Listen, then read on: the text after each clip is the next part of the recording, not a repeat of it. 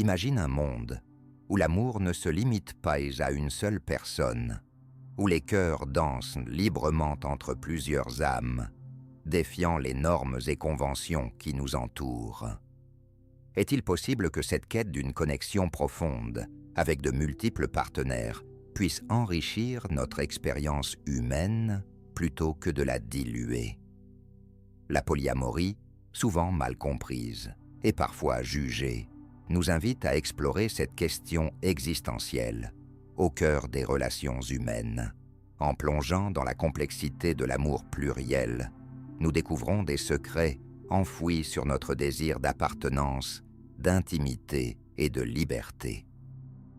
Que se passerait-il si l'idée même de l'engagement était redéfinie pour embrasser non seulement un autre être humain, mais toute une constellation d'affection et d'attachement? Ce chemin mystérieux vers l'amour polyamoureux pourrait bien révéler les facettes cachées de notre nature. Pour comprendre les fondements philosophiques de la polyamorie, il est essentiel de se tourner vers des penseurs qui ont exploré l'essence même de l'amour. Platon, avec ses réflexions sur Eros, nous incite à voir, au-delà des liens physiques, pour atteindre une forme d'amour spirituel et intellectuel. La notion d'éros comme force motrice de désir et d'union pourrait bien être le socle sur lequel repose la polyamorie. En parallèle, des philosophes contemporains comme Michel Foucault nous invitent à questionner les structures de pouvoir et les normes sociales qui régissent nos relations. Pour lui, l'amour ne devrait pas être enfermé dans les carcans du mariage traditionnel ou des attentes sociétales. La polyamorie s'inscrit alors dans cette quête d'autonomie et d'authenticité, plaçant le consentement éclairé au cœur de son éthique.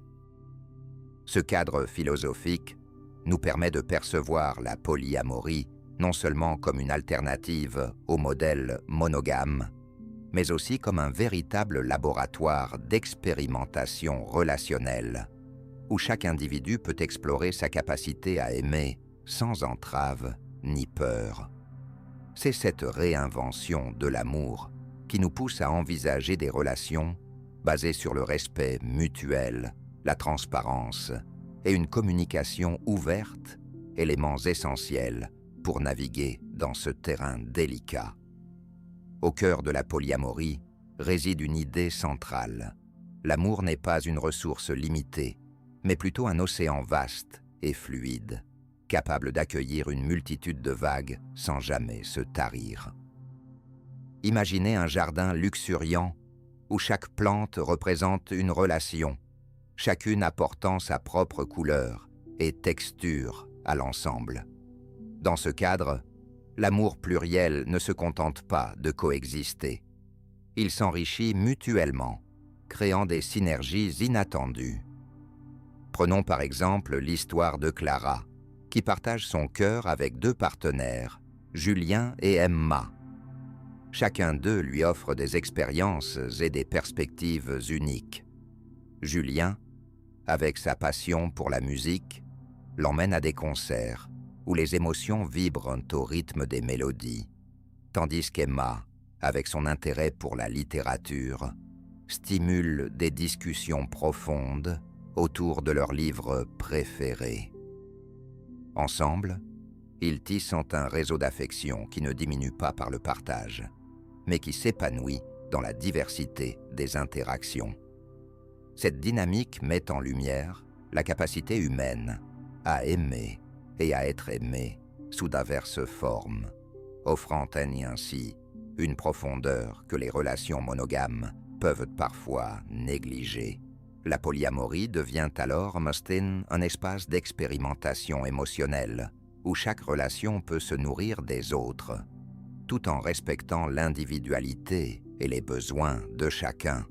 C'est cette exploration audacieuse de l'amour qui pousse les individus à redéfinir ce qu'ils pensent être possible dans le domaine des relations humaines. Dans la vie quotidienne, les principes de la polyamorie prennent forme de manière fascinante et souvent inattendue. Imaginez un groupe d'amis qui se retrouvent régulièrement pour discuter de leurs vies amoureuses, chacun partageant ses joies et ses défis. Ces rencontres deviennent des espaces de soutien, où le dialogue ouvert et la bienveillance sont primordiaux. Pour Sophie, par exemple, l'expression de ses sentiments envers plusieurs partenaires ne crée pas de tension, mais plutôt une opportunité d'approfondir ses liens. Lors d'un café en terrasse, elle raconte comment chaque relation l'a aidée à mieux se comprendre elle-même, révélant ainsi des facettes d'elle qu'elle n'avait jamais explorées auparavant. L'authenticité devient alors le fil conducteur de ces interactions. Cependant, cette approche nécessite un engagement constant envers la transparence et le consentement, car il est crucial que chacun soit conscient des dynamiques en jeu. La polyamorie, dans ce contexte, offre un cadre où les individus peuvent naviguer leurs émotions sans jugement, tout en apprenant à gérer les complexités qui surgissent. Les discussions sur la jalousie ou l'inquiétude deviennent des opportunités de croissance personnelle et collective. Ainsi, chaque relation se transforme en un miroir révélateur qui enrichit non seulement l'individu, mais aussi le groupe dans son ensemble. C'est une danse délicate entre passion et responsabilité, où l'amour pluriel devient une école de vie, enseignant l'écoute et la compréhension au-delà des simples mots. Cependant, la polyamorie n'est pas exempte de défis, et ses promesses d'enrichissement relationnel s'accompagnent d'une série de tensions inévitables. Imaginez un océan calme, soudainement agité par des tempêtes. C'est souvent ainsi que les émotions peuvent surgir lorsque l'on navigue dans plusieurs relations simultanément. La jalousie, par exemple, peut apparaître comme une ombre menaçante, même chez ceux qui embrassent l'idée d'un amour partagé. Pour Julien, le partenaire de Clara, ces sentiments peuvent être déstabilisants. Malgré un engagement envers la transparence, il se retrouve parfois à se demander si son amour est suffisant ou si l'attention qu'elle accorde à Emma lui enlève quelque chose.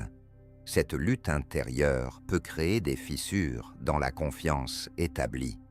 De plus, la gestion du temps et des ressources émotionnelles devient un exercice d'équilibre délicat. Il s'agit de jongler avec les besoins et les attentes de plusieurs partenaires, tout en préservant sa propre santé mentale et émotionnelle.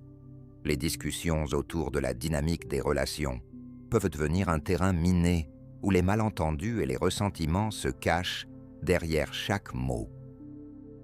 La question se pose alors: jusqu'où peut-on aller pour maintenir l'harmonie au sein d'un réseau aussi complexe? C'est ici que réside le paradoxe de la polyamorie. Elle promet une liberté d'aimer sans entrave, tout en exigeant un niveau d'engagement émotionnel et de communication qui peut sembler écrasant. Naviguer ces eaux tumultueuses demande une résilience et une volonté d'apprendre continuellement sur soi-même et sur ses partenaires, car chaque relation est unique, avec ses propres nuances et défis à surmonter. À travers tous ces défis, une révélation éclatante émerge. La polyamorie pourrait être perçue non seulement comme un modèle relationnel alternatif, mais également comme un miroir de notre propre quête d'authenticité. Ce qui apparaît d'abord comme un labyrinthe émotionnel se transforme peu à peu en une opportunité d'explorer les profondeurs de l'amour humain. En confrontant la jalousie, la peur et les incertitudes, les individus sont invités à se plonger dans leur propre psyché, à remettre en question leurs croyances sur l'amour et à redéfinir ce que cela signifie vraiment. Dans cette lumière, chaque relation devient un terrain fertile pour le développement personnel et spirituel. Ainsi, Au lieu de voir les difficultés comme des obstacles insurmontables, elles prennent une nouvelle dimension. Elles deviennent des étapes nécessaires sur le chemin vers une compréhension plus profonde de soi-même et des autres, à mesure que les partenaires apprennent à naviguer ensemble ces tumultes émotionnels. Ils réalisent que la véritable essence de la polyamorie réside dans sa capacité à transformer l'amour en un espace d'épanouissement mutuel. En fin de compte, ce n'est pas tant le nombre de relations qui compte, mais la qualité de l'engagement et la profondeur des connexions établies. La polyamorie nous pousse ainsi à envisager l'amour non pas comme une possession, mais comme un voyage partagé où chaque individu contribue à enrichir l'expérience humaine dans son ensemble.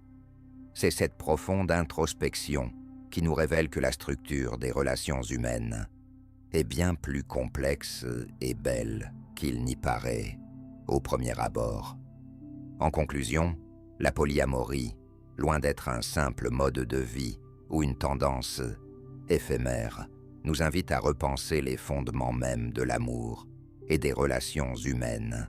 Elle nous rappelle que l'amour n'est pas une denrée rare à conserver jalousement, mais un flux dynamique, capable de nourrir et d'enrichir plusieurs vies simultanément. À travers les défis et les joies qu'elle engendre, cette approche nous pousse à développer des compétences essentielles telles que la communication ouverte, l'empathie et le respect mutuel. En embrassant cette pluralité des relations, nous découvrons non seulement la beauté de partager nos cœurs avec plusieurs personnes, mais aussi la profondeur d'un engagement authentique envers soi-même et autrui. La polyamorie devient ainsi un chemin vers une plus grande liberté émotionnelle, tout en exigeant un niveau de sincérité et de vulnérabilité qui peut transformer nos interactions quotidiennes. Si vous avez trouvé ce voyage à travers les méandres de l'amour pluriel captivant, n'hésitez pas à aimer cette vidéo et à vous abonner pour explorer davantage ces réflexions philosophiques sur l'amour et les relations. Ensemble, continuons à questionner et à redéfinir ce que signifie aimer dans notre monde complexe.